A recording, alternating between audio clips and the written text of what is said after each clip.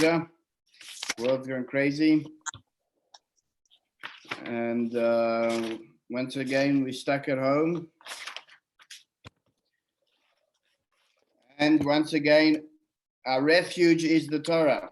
That's where we find refuge. So I welcome that you joined us tonight, because from the days of the flood, it says that when Noah went into the flood, in Hebrew, the word teva, the word ark, which saved him from the floods of the water, is called teva. He went into the teva, and the teva, he knew that he would find refuge. Teva in Hebrew could also mean word. And the sages explain that the words of Torah, when the world seems like it's has floods and distraction out there, that the words of Torah is where we find refuge. So let this be a refuge for all of us, and please God, we should come out better and stronger from all this madness, and everyone should just be safe and well, and please God, we shouldn't have any more losses or craziness out there.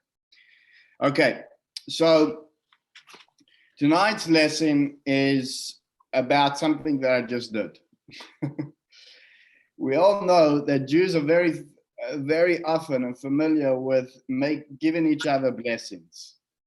It's not only just after we sneeze that you say bless you, but I remember my grandmother always used to go crazy if someone sneezed and they didn't say bless you afterwards. But it's more so, it's very often that we hear blessings from one another, whether it be our health, or wealth, or whether it be nachas, or for whatever it is. You always, especially from our bubbas and zaydis, and parents, we always hear blessings. The question tonight's class is going to address is, what is the point of these blessings? Is there any truth to these blessings? And are we crazy to think that we can affect any change in someone else's life simply by just wishing them well? Do we have even a power, a divine power or capacity to bless, and somehow and through that change someone else's fortune? Or maybe a blessing is just a figure of speech. It's a nice, few charming, well-meaning words to make someone feel a little bit better or more confident. And that's all in all what it is. So that's what we're going to explore tonight. And in order to explore that, it's going to take us back to a Jewish institution that some of you may be familiar with, and that is the institution of the Birkat Kohanim, the priestly blessings. The priestly blessings was first instituted in the tabernacle times, and after we're going to analyze these priestly blessings, the Kohanim's blessings, we'll then turn the subject back to what we were speaking about before, blessings in a broader perspective. Okay? So if anyone's ever been to a Jewish wedding, or simply you stuck around for high holiday services towards the end, you'll notice that you got a blessing. And what is that blessing I'm referring to? It's traditionally known as the priestly blessings. That a member of the Kohanim, or Kohanim, Jewish priests, go up on special occasions, and they give us the Birkat Kohanim, the blessings. And it appears in the Amidah, in our main part of our prayers. But the actual text, the script, where these blessings appear, is in this week's portion of the Torah, in the portion of Nosah, and it's smack in the middle of between the section where it speaks about the Nazarite offerings, and then it goes on to speak about the temple dedication. And in the midst of that, the Torah tells us about the famous benedictions, the Kohanim's blessings. Okay, let me get the text. Text 1a on page 127.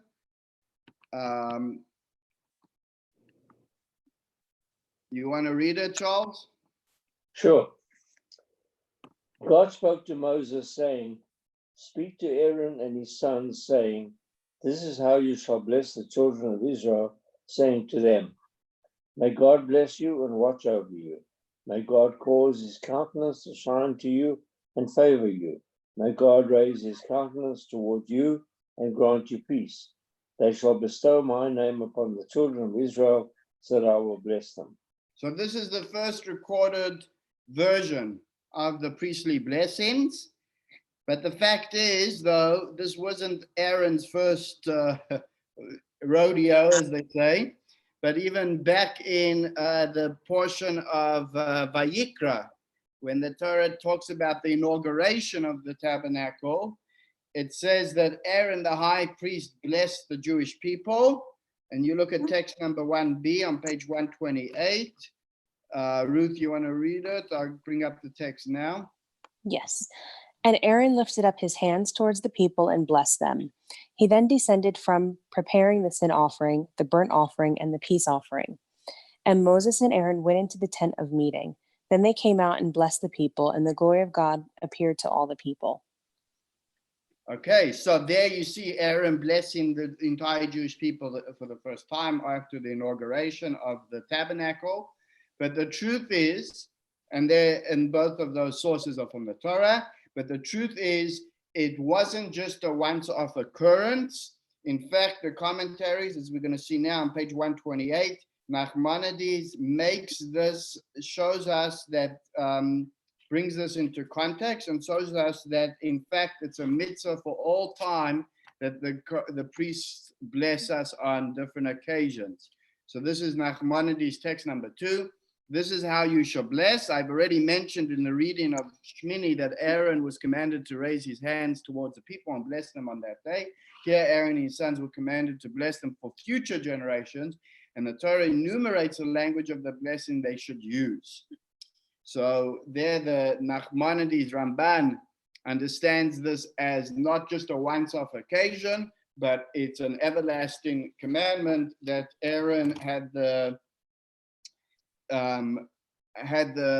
capability and the power to bless the Jewish people on an ongoing basis. And in fact, as we're going to see now in text number 3, a codifier in Jewish law named the Chinuch, which we've brought many times in our classes, who presents us with the 613 mitzvot, says that that it's actually one of the 613 mitzvahs, and even though it only applies to a particular segment of the Jewish people, namely the priests, it's a mitzvah in the Torah, and being that they dedicated their whole lives and on a daily basis to the service in the temple, so therefore they achieved such a high spiritual status, making them the appropriate ones and fitting most to administer these special blessings, as we see in text number 3.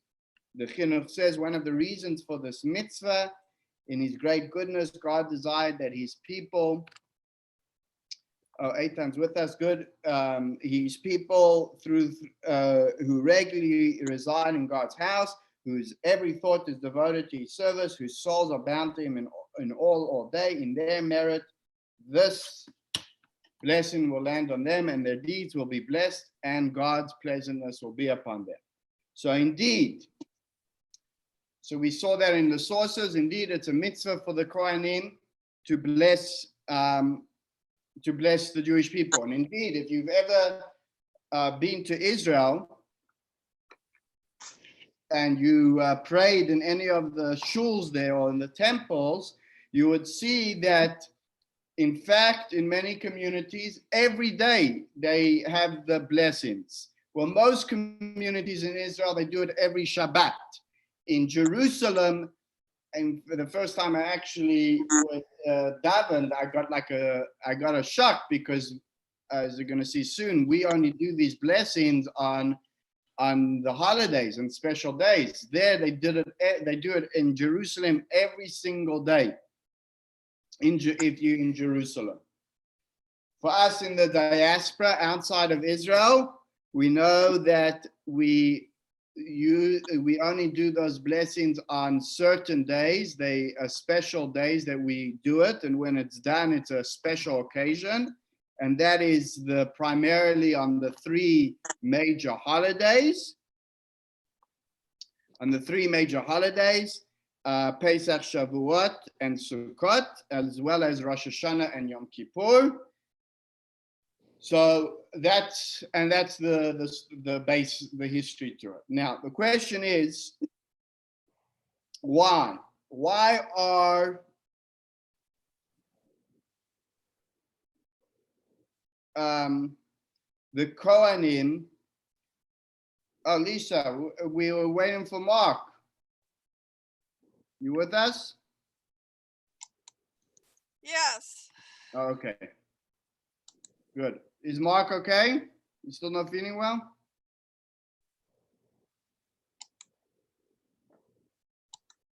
Lisa.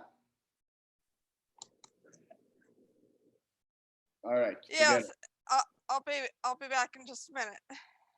Okay. So the question is, if it's a mitzvah, then why don't we do it every day? They do it in Israel every day. Why are we not doing it every day in the shuls, daven, the shachrit, the morning prayers every day? Why don't we do it like we do in Israel?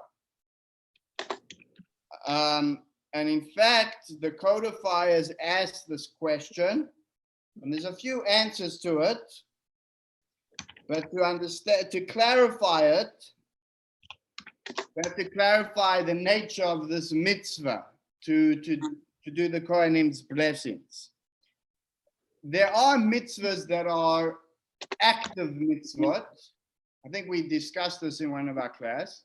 And there are mitzvot that are circumstantial mitzvot. We know that it's not unusual that a mitzvah has terms and conditions, right? Some mitzvot only apply to certain people, for example, the priests. Some mitzvot only apply in certain places, for example, in the Holy Land. And some mitzvot only apply on certain days, for example, the 15th day of Nisan, for example, right? And mitzvot have those parameters, meaning to say that they only apply and are intrinsic to the national occurrence. It's not a mitzvah to eat matzah you're allowed to eat matzah throughout the year, but the mitzvah only applies on the 15th day of Nisan. In other words, there's terms and conditions of when those mitzvahs apply. And when those conditions do come to play, then it's a mitzvah at that point. Meaning to say, when Pesach comes around, all Jews are meant to eat matzah regardless of the circumstance. It's not circumstantial. When those conditions arrive, then it's an active mitzvah. Everyone needs to do it. However, some mitzvahs have a deeper layer of conditions. Meaning to say that even if they have the natural parameters that the mitzvahs apply, it's not automatically mandatory or obligatory. It only becomes obligatory or obligated when there's an additional contingency. And that is, for example, this priestly blessings. This priestly blessings is that kind of a mitzvah, circumstantial. Meaning to say, for the priest to be obligated to bless to do the blessing, he needs to be called upon to do it. He needs to be actively called upon. If he is not called upon, then technically he doesn't have to do it. There's no mitzvah for him to do it. There's no mitzvah for him to do it, and there's no mitzvah for the people to call him, unless they've called him. So, in fact, the next time we do priestly blessings, which will be the diaspora on Rosh Hashanah, you'll notice, if you pay attention, that the cantor, the chazan, when he gets up to that point where it's the priestly blessing, he will call, he proclaims, Kohanim, he calls up the Kohanim. And only then, when he makes that proclamation, when he calls up the Kohanim, though the Kohanim then have the mitzvah to go and bless. Then they're expected to come and do the benedictions, as we see in this text number 4 from the Talmud. Eitan, are you with us?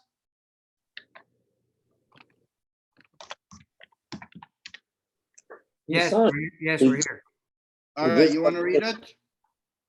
Okay, any priest who does not ascend to the platform, the designated site for the recital of the blessings, transgresses 3 commandments.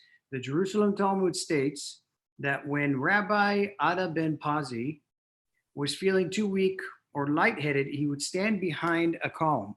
Rabbi Elazar would depart. That is, he would go outside so that he would not be required to ascend to the platform when the cantor calls to the priests. The statement that a priest who does not go up transgresses 3 commandments refers to once the cantor has called to the priests. This is because the words in the Torah, say unto them, are rendered in the Aramaic translation as when they say to them. If he is in the synagogue when the cantor calls to the priests and he does not ascend, then he transgresses. If he is not in the synagogue, he does not transgress. So in other words, when the leader, the chazan, calls him up, then he has to, then he's obligated to go up. If the chazan doesn't announce it, then he's exempt. There's no obligation. So therefore, that's a reason why the Kohanim are not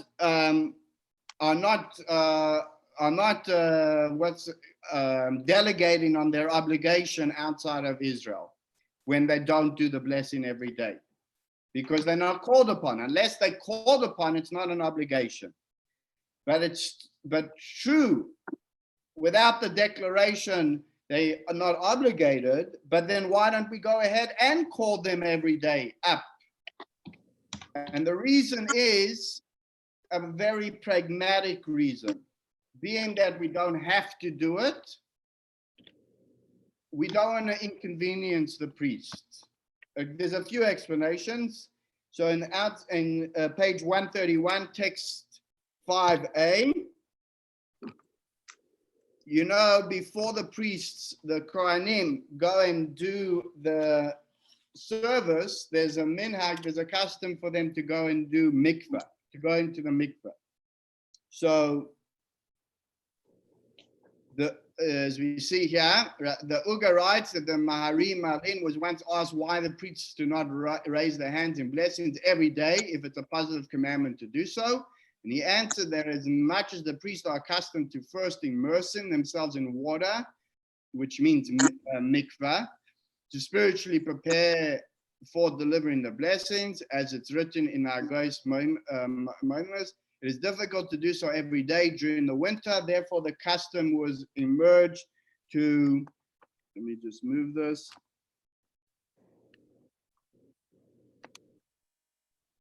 How do I move this? Was emerged and difficult to do so every day during the winter. Therefore, the custom has emerged to only perform the blessings on the festivals. So, sure, it's a holy thing to do, but many Kohanim didn't want to. It was hard for them especially during the winter. I mean, today we have heated mikvahs, but in those days, their mikvahs were not heated before gas and electric heaters. So therefore, it was very difficult on them. So they didn't do it. They kept it for only the special occasions, such as the festivals. Another suggestion, also a pragmatic one, was because if you look at text 5b from Shulchan Aruch again, it says another reason is so to avoid people taking off from work.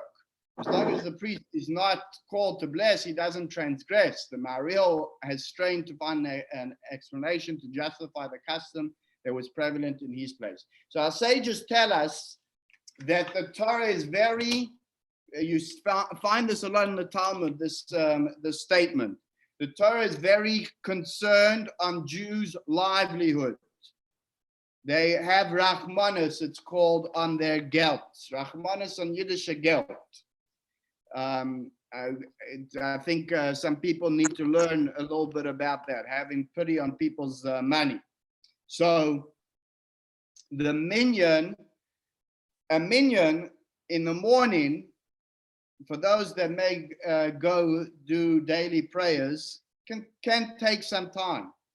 I know in my father's shul, the minyan is, these people, it's a bunch of guys that are very hardcore. They want to come and daven, but they've got to be at work at a certain time. So their minyans at 6 a.m, and there's no messing around. They start exactly on the clock, 6 o'clock, and they go through the prayers, 20, 30 minutes, boom, and 6:30 they out of there to work.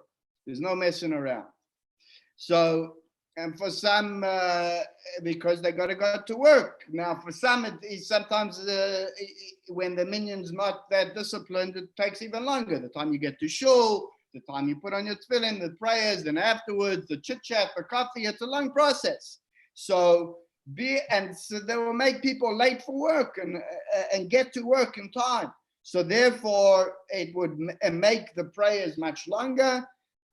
So therefore, because the rabbis had, and being that it's only an obligation if they call him, so it's not an obligation if they don't call them, they didn't let them call them in order not to add more time to the daily prayers like that. So that's another pragmatic reason. And now I'm going to give a third reason, which is not as pragmatic, but more psychological, mental reason. And that's text number 6 from the Alter Rebbe. Lisa, you want to read it? The prevailing custom in all these lands is to only perform the priestly blessing on the holidays, because then they are reveling in the joy of the holiday, and a good heart blesses. However, on the other days, even on Shabbat, they are distracted by their livelihood or their inability to work, and they are not in a state of joy. You see, that's I think a very good lesson in the sense is that sometimes it's not always as important on what is being said, but how it's being said. How it's being said, that's important. That when we give, and that's very true when we bestowing onto others, when we giving onto others. It's very important when we give to others that we do it with a full, open, generous heart. To give coins to someone begrudgingly, it's not so pleasant. And that's why the sages tell us that when you give, you should give it with an open heart. You should do it with a smile, because that's received a lot better. So similar also with praying and blessings, it needs to be in the right time. It needs to come from the right place. So, and the person needs to be in the right state of mind. So in other words, if Mr. Cohen is not in a good mood, or his mind is somewhere else, right? Then the blessings are not going to be delivered well. They're not going to be delivered well, and therefore they're not going to be received well. So therefore, the first Chabad Rebbe in his codified Jewish law says that's another reason why it's not done even on Shabbat, when we have more time, but still his mind might be on work, it's rather left for the holidays when your mind is completely in a relaxed mode. You're enjoying the holiday, you're enjoying the Chag. Your mind's not everywhere else on your thing, and you have the simchas, the happiness of the Chag, the good heart that we oblige him to do the blessings. Okay, so we'll leave out text 7 and 8. So there we see a analysis of what we've spoken about, how the priestly blessings came about, when it's obligatory, and why it's obligatory. Now, does that mean, the question is, does that mean, so why not call the Kohen more often? So we gave some practical reasons and a mental reason. Now, the question is, does that mean, are we saying that it's only the Kohanim who have exclusive rights, in a sense, to bless others or the brethren? Are other Jews who are not Kohanim unable to give blessings? And if so, what's then the whole relevance to this, to us? And while we're talking about blessings, do we mortal beings even have the ability, like I asked in the beginning of the class, to bless? Can we really make any changes in someone else's life by giving a blessing? What are we actually doing with a blessing? Are we just saying a nice few good words, or is there even any effect? Okay, so that's which brings us to the second lesson. What is exactly, do we have any power? Can others bless?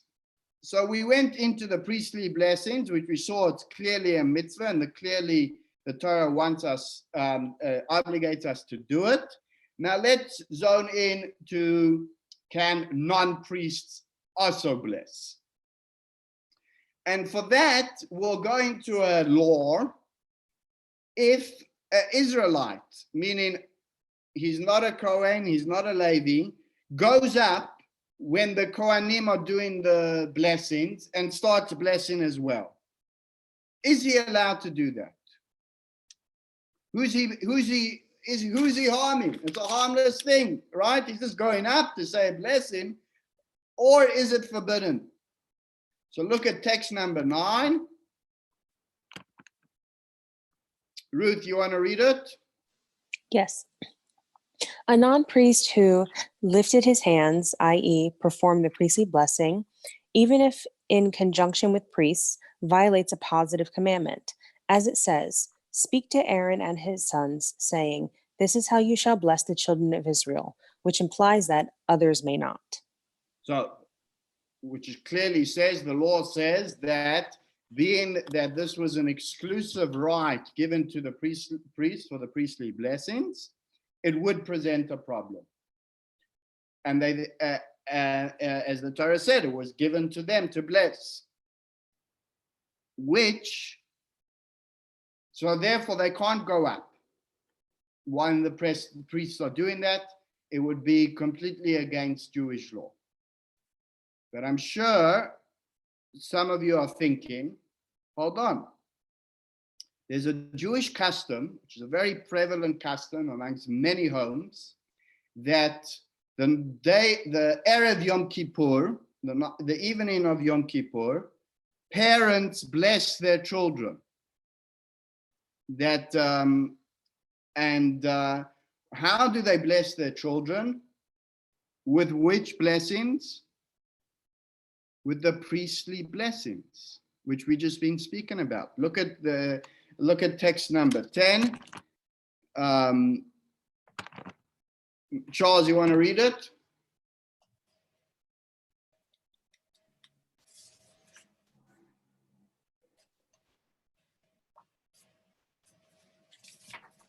Are you with us? Can you?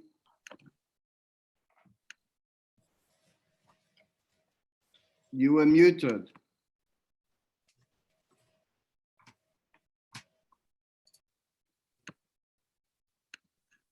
It has become customary for the father and mother to bless their children before going to the synagogue. In this blessing, they also wish they were sealed for a good life, that their hearts retain a proper fear of God, that their hearts should be implanted with a wholehearted love and fear of God. Everyone does so in accordance with the nature of his own heart and fluency of his tongue, pouring out weeping, tearing supplications that God makes his words come true, that his prayers be accepted, pleading with God to hearken to the blessings. As a result of this, one's sons and daughters are inspired to walk a good path, the path of righteousness, and to strengthen their hearts to the Torah. So there you see it in writing, the custom that's very prevalent amongst many, that on Erev Yom Kippur, parents bless the children with the priestly blessings, right? And the custom is you put your hands over their head, you say the priestly blessings, you give them a kiss. In fact, in many homes, in fact, this was the custom of my grandfather, that on every Friday evening, you go and bless each child with the priestly blessings. And that's also a very prevalent custom, as we see over here in text number 11. Mark, welcome. We missed you in the beginning. I hope you're well. You want to read it? Well, thank you. Yes.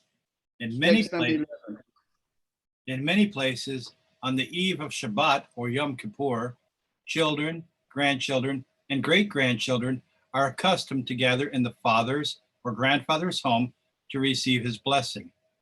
The parent then blesses each member of the family, from the youngest to the eldest. The smallest children agree aged 3 or 4 years old, or youths already after the age of bar mitzvah, those of marriageable age, already married, or who already have sons and daughters of their own, and even older Jews who have already married off their children. Okay, so we see that we use these blessings of the Kohanim on many occasions. So how does that go with what we said before, that how's it appropriate that we utilize the Kohanim's blessings? How can we, the Jewish people, have institutionalized a custom where it seems to be a violation that that you're not allowed, that the only ones to administer these blessings are the Kohanim, or the priests, and here we are, non-priests, giving over these priestly blessings to our children. How can they? How did this custom come to be? When it's a pure injunction of Jewish law. So you're going to see now that it's not, as it's discussed in Jewish law in the Mishnah Berurah, text number 12.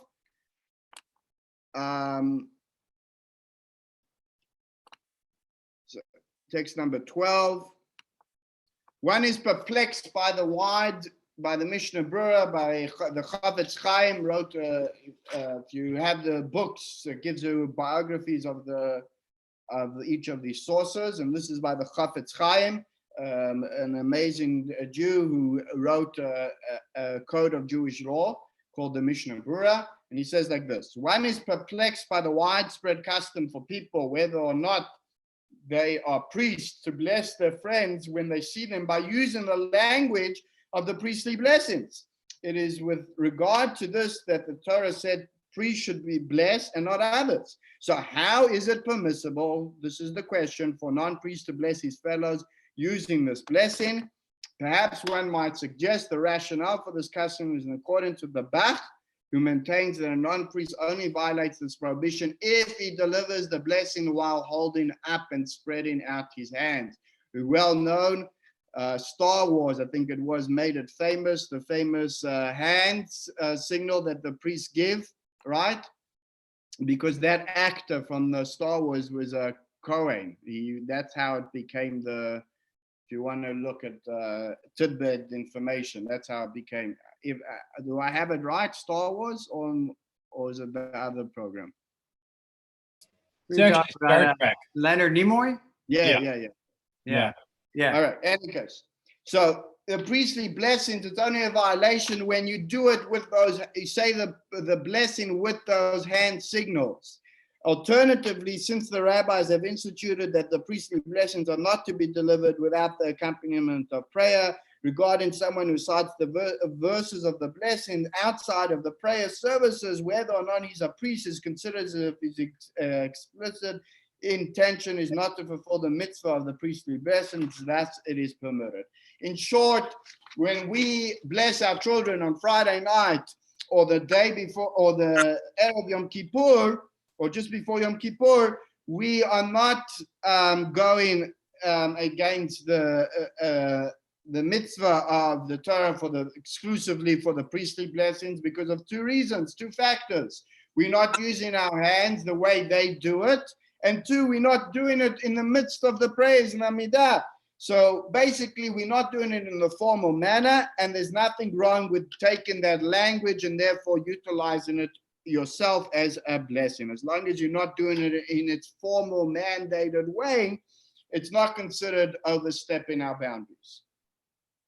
Okay, so within Jewish law, how it became a custom, and therefore it's nothing. As long we're only borrowing the language, we're not doing the ritual as the Kohanim do, like you see in this picture. If they do in Israel, if you ever go to Kotel Live, you can actually watch when they do the prayers. You can watch the Kohanim do the blessings at the Kotel, and on Sukkot you could see them. A lot of Jews come to the Kotel to get those priestly blessings. So that all explains why we're not in conflict. But we still haven't explained what's the function, what's the point, what is there, what are we doing, what effect do we have with saying these blessings? Surely all spiritual change in a person's life comes directly from God. Who are we, right? And when did we become agents of God to bring down those blessings? If it's a Kohanim's blessings, we understand, because the Torah tells us that God gave them as agents and as a mitzvah to bring down God's blessings through the Birchat Kohanim, through the priestly blessings. But what point is it for us to use it? Why did God give us a right? I mean, God make us his agent to make blessings for on his behalf? And so are we just using it as a nice gesture, a platitude, or like saying Shabbat Shalom, give a blessing, bless you, bon voyage, may God be with you? Or is there something more to it? Is there a real significance to us giving blessings and using those blessings? So which brings us to that third section of the class, which is this idea: do we have power to bless? So to understand if we have power to bless, we have to go to the first Jew. The first Jew, who was Abraham. When Abraham was instructed to leave his town, the Mesopotamian homeland, God assures him that he won't lose out on anything. God assures him that he will get physical, psychological, and blessings and spiritual blessings through this journey that he'll take. And on the contrary, this travel won't have any negative effect on that, but he'll have positive effect. As we see in text 13a, God gives those blessings to Abraham. I'm going to make you into a great nation, from Genesis. And I'll bless you and I'll aggrandize your name, and you shall be a blessing, God says to Abraham. And I'll bless those who bless you, and the one who curses you, I will curse. And all the families of the earth shall be blessed in you. Now, there's a repetitive word over there. God repeats. How many times does it repeat blessing over there? Many times. I will bless you. You shall be a blessing. I'll bless those who bless you. And all those that will be blessed in you. He's repeating blessing many times. So the Midrash on that verse says like this. 13b. Rabbi Becharia said, and I will bless you. It's already been written. So why does he need to tell us again? Why is the Torah being repetitive over here? What is the additional and you shall be a blessing teaching? That God is saying to him, until now, I've had to bless my world, but from now on, the blessings have been transmitted to you. Bless those who are worthy of blessings. In other words, God was giving Abraham the power to transmit these blessings unto others. So he wasn't just blessing him, he was blessing him the ability to bless others. Being that we are all descendants of Abraham, in other words, we all have this power that was bestowed onto Abraham to bless others. As the Rebbe writes in text number 14, every Jewish person possesses the capacity to impact the entire world. Certainly, this is something one ought to utilize first and foremost by every Jewish person blessing the rest of the Jewish people in every manner of good. And certainly God will fulfill this blessing in the manner of blessing those who bless you. So we see it straight from the source that we have the power to bless from where? From our ancestor. From the ancestor Abraham. Abraham was blessed by God directly that he will be a source of blessings to others. Being that we are descendants of Abraham, we have the capacity to do the same. So what does that mean?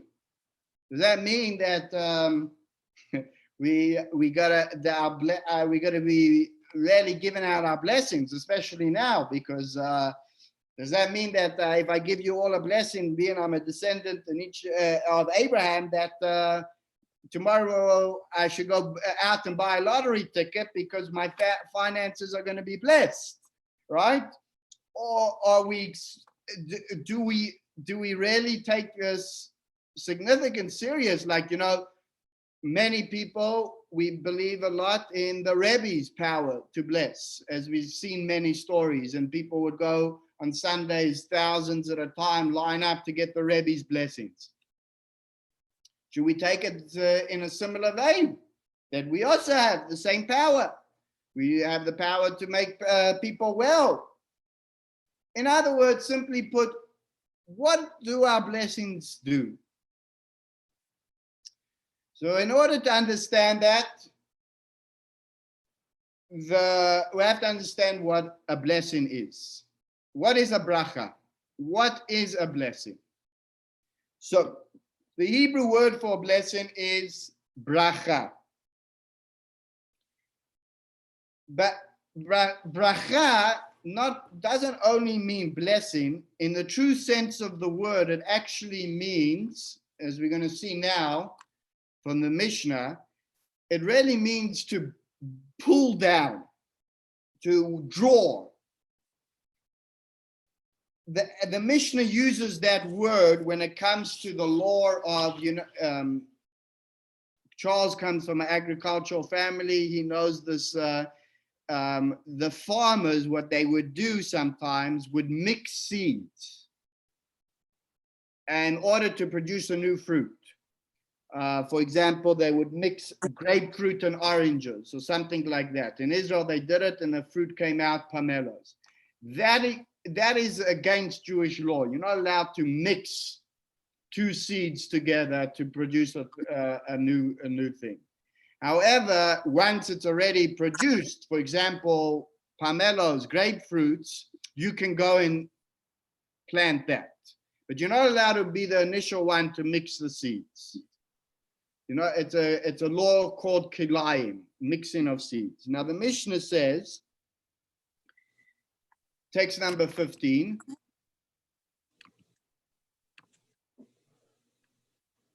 If one hamavrich Es hagefen ba'aretz. If one bends down, that word, bracha, comes from the root word mavrich, to bring down, bends down a vine into the ground.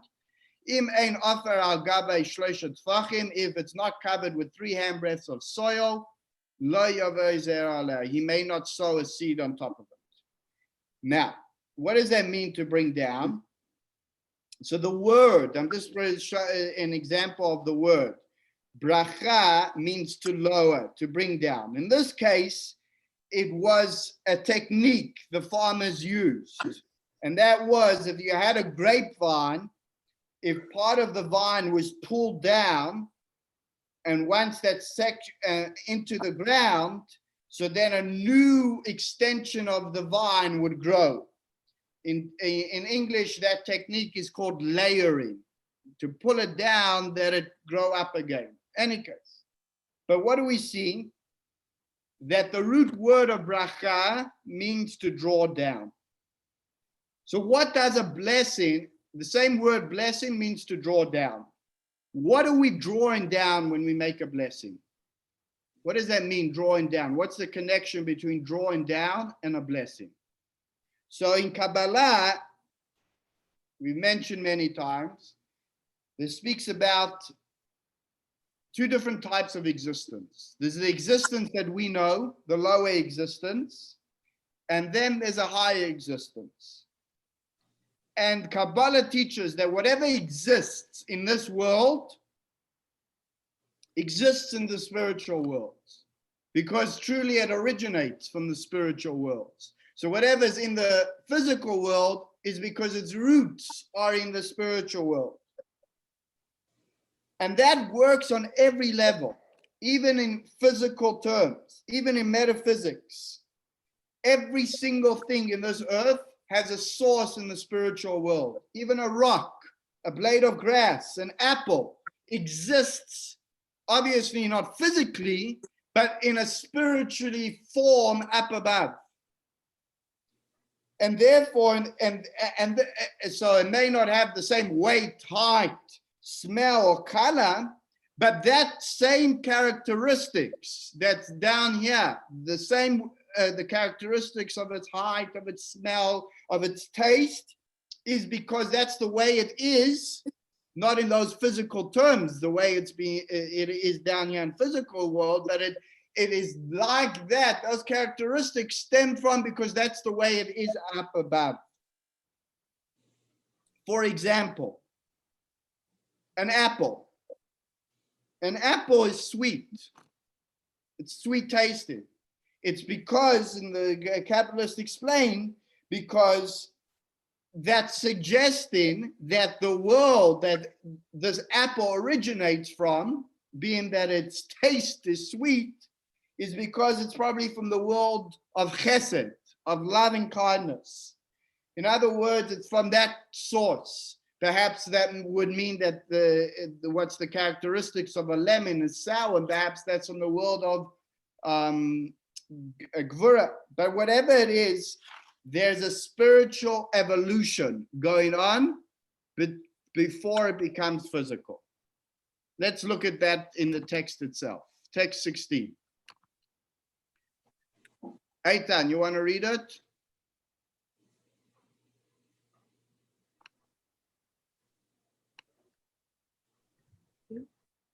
Okay, there are hidden worlds which are not revealed but function as the source for the revealed world. Everything that exists in the revealed worlds must have a source in the hidden worlds.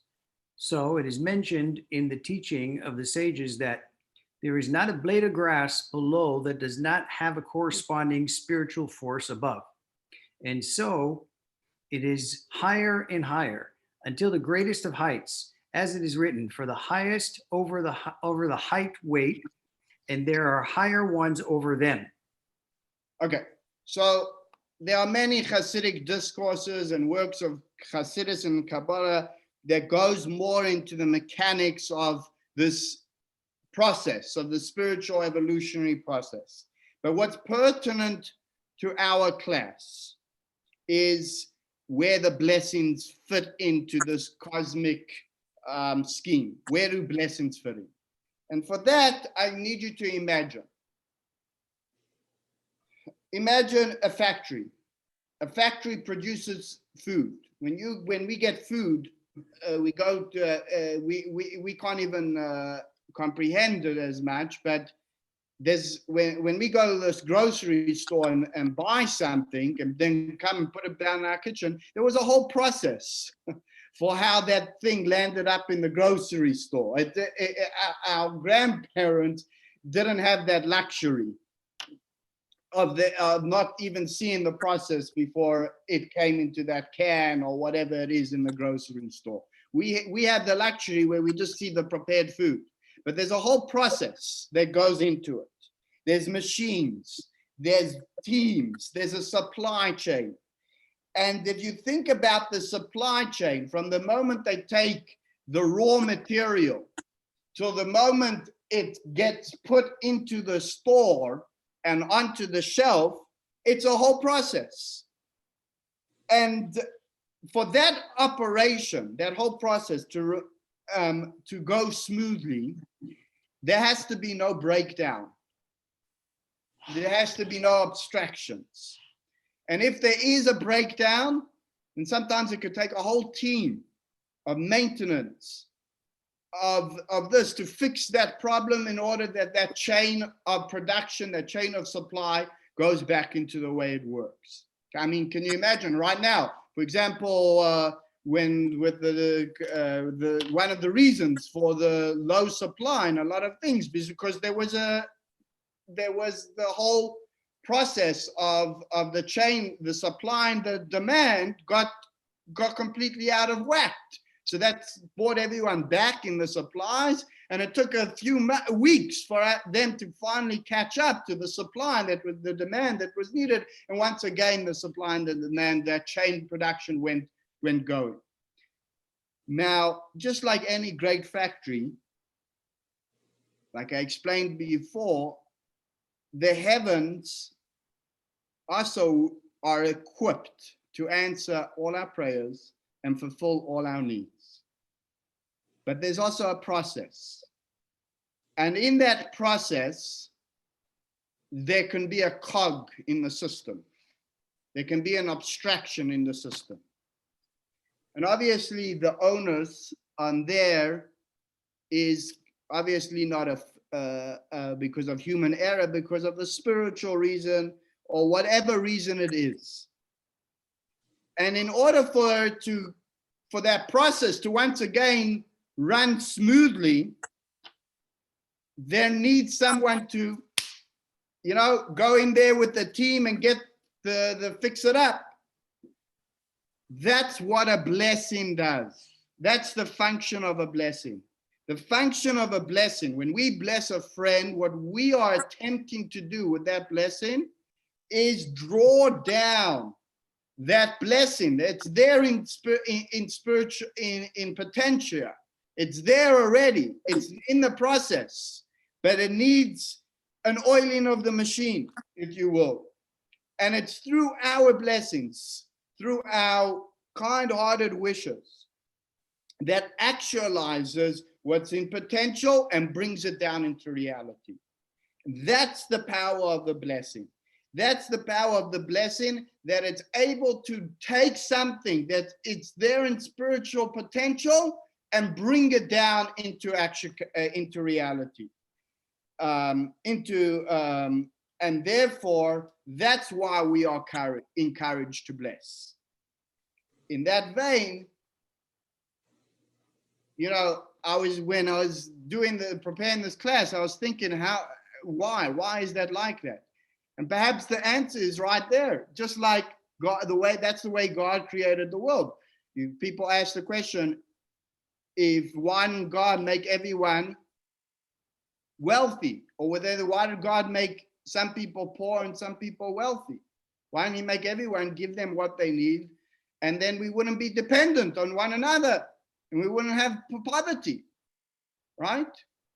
And the answer to that is, that's exactly why God made us partners Everyone has resources that another, God, we are partners in this creation. God gave us the ability, with the meaning to say that if you have a resource that someone doesn't have, to share that. God gave you that potential. God wants you. Now that's in practical giving, mitzvah of giving money, but it also can be in our words, that perhaps there's a clog in the system because he's waiting for someone to bless you, to say the blessing, to bring it down into reality. And in that vein, that's where we bless others. There was an occasion on Simchat Torah.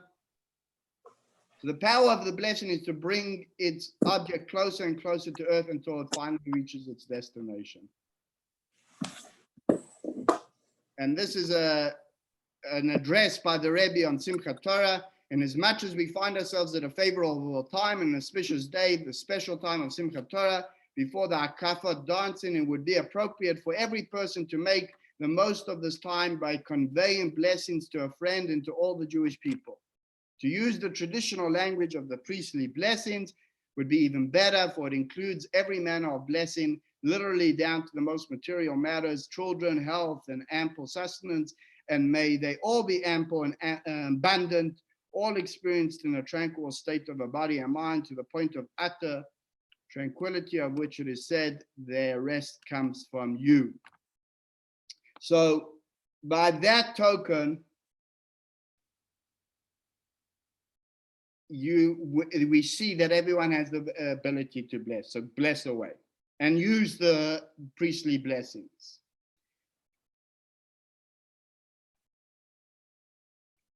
Another important takeaway is what we see from here is that it doesn't really always make a difference who's given the blessing. That the blessing can bring about change. Of course, it stands so much more when it's coming from a righteous person. As we've seen so many examples, a righteous person who's closer spiritually, his whole life is a life of spirituality, has more potential, has more power to bless than us regulars. But besides for that, we also have that effect. We can also have an effect even by the most simplest people. As we see in text 18a, Rabbi Eliezer ben Hanania said, let not the blessing of an ordinary man be lightly esteemed in your eyes. In text 18b, one ought to constantly try to seek out blessings and to vigorously flee from quarreling with any person and to bring a curse down on oneself. For our sages have said, let not the blessings of an ordinary man be lightly esteemed in your eyes. Therefore, every person should wish to be blessed. So in other words, the blessings of a Kohen might be powerful. The blessings of a tzaddik might be very powerful. But don't underestimate the blessings of an ordinary person, because just receiving the blessing, sometimes it doesn't even matter where it's coming from, could be the key to bringing down what was there in potential in any case. And a simple person could be the ticket for your for what needed to be brought down. So therefore, we shouldn't be stingy with our blessings. We should make sure, I mean, what does it cost you already to give a blessing? And second of all, it's so much more valid when the blessing comes from with a happy heart, with a generous heart, when we're not just saying it as words, to make someone feel good, but you actually mean it. And third of all, you'll see that when you bless others and you make it a frequent thing, you yourself get blessed. Those that bless others, like we read, will be blessed himself, right? So don't ever hesitate to ask for blessings, and don't ever feel that you don't have the potential to bless. I'm going to share with you a story on that idea. But before I share the story, are there any questions?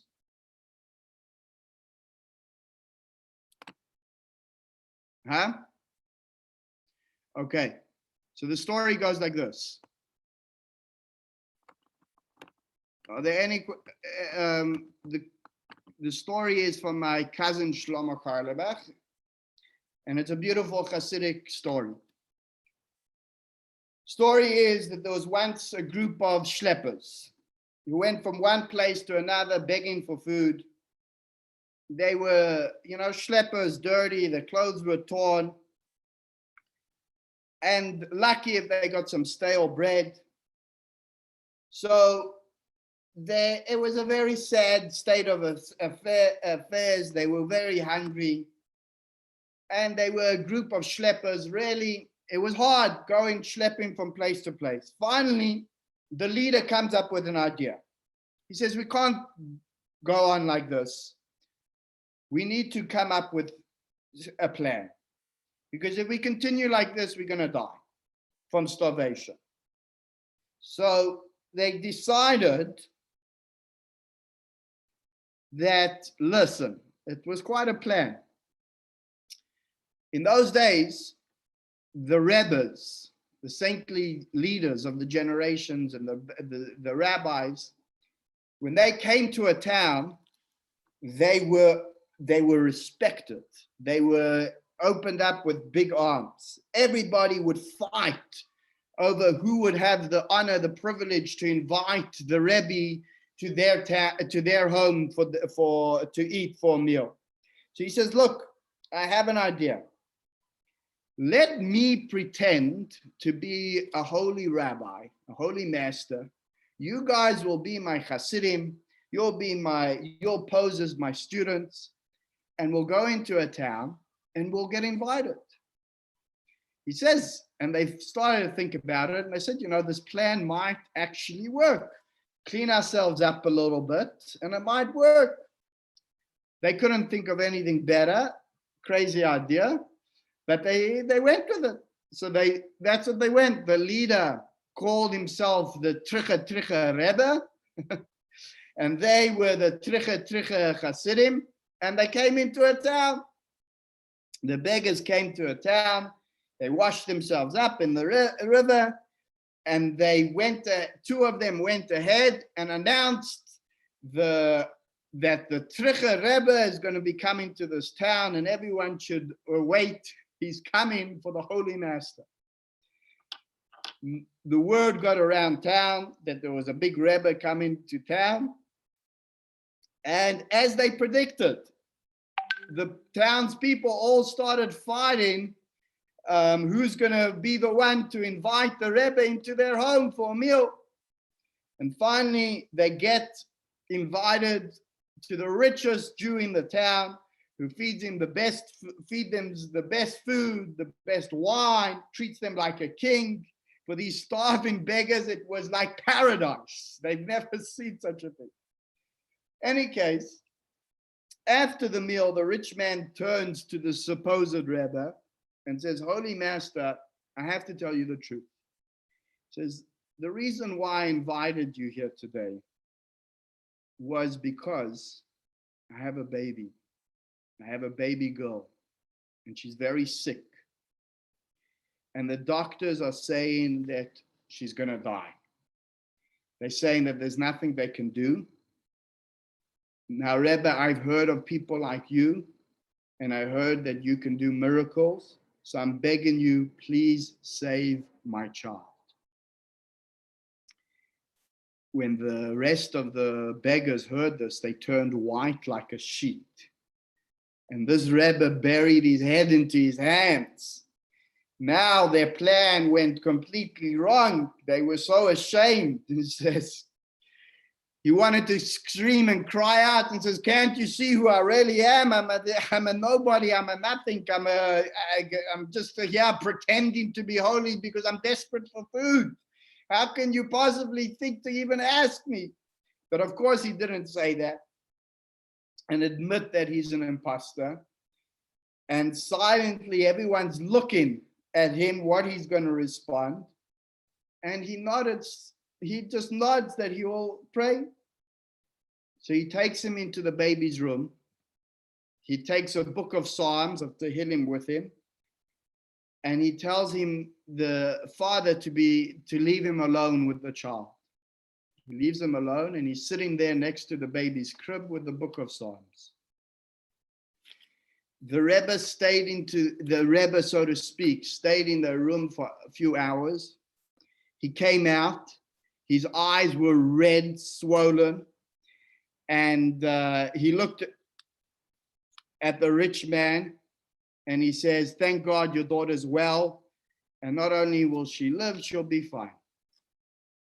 The rich man jumped into the baby's room and, amazed, the miracle, the baby was fine.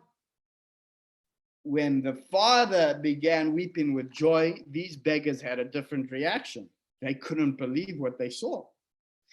And after they said their goodbyes, right? And they still were muttering to themselves, how could this be? They didn't say anything. They gave their thanks and they left. As soon as they left, the rest of the gang grabbed this guy, shook him, and he says, "You better tell us the truth. Who are you? Are you a beggar like us, or are you a Rebbe? How the hell did you heal that child? And if you can really do miracles, why didn't you help us all these years? Why did you let us starve all these years?" So the leader calmed them down, looked at them and said, "Sadly, my friends, I'm no Rebbe. I've always been just like you, a poor schlepper. But let me tell you, when I went into that child's room and I saw there lying a beautiful girl, and I felt the love of the Father, I felt so helpless. I felt like I would die. I wanted so much the ability to help her, but I knew that there was nothing I could do. What could I do already but pray and say Tehillim? So what did I do? I started to pray. And these are the words that came out of me. I said, "Master of the universe, I know I'm a nothing. I know I'm just a poor beggar. I'm also, never mind just a poor beggar, I'm a liar. I'm a cheat. And here, this father has put his child's life in my wretched hands. But the truth is, Master of the world, this rich man only thinks he's dependent on me, on my supposed power. Really, what's he looking for? He's looking for you. You're the one he needs. You're the only one that can perform miracles and heal the child. Because before you, you are everything. The problem is that he doesn't know how to find you. So he asked me, a lying, worthless beggar, to be his messenger. So, Master of the world, I know I'm not worthy of this man's trust, but please don't punish him because of me. I might be a liar, but he's a good and loving father. Let his daughters live. And when those words came out, as you saw, God had mercy and the child was saved. That's the story. So what's the lesson? Is sometimes we all feel like that. We feel like we worthless schleppers. We're the lowest of the low. But the truth is, you never know. You never know when or how you could be the one messenger, the agent of God, the go-between, to bring the blessings that were there placed for this person down into this world. And we too can perform miracles. Shkoyach. Go ahead. That's the story. Good story. Good story. Yeah, that was a really good story. Was a good one. All right, everybody, have a good night. Stay safe. You. You too. Thank you, you too. All right. Thank you so Bless you much. all. Thank you. Thank you so much. That was a And, great story. we have the All right, power have a to good bless, night. so we wish everyone a lots of blessings. Lots of Amen. blessings to everyone. Oh, yes. Blessings to everyone. Yes, Keep- And blessings to everyone. Amen. to you too, Lisa and Amen. Mark. Hope you feel better, Mark. God Thank bless you. All right. Bless you all. Amen. Amen.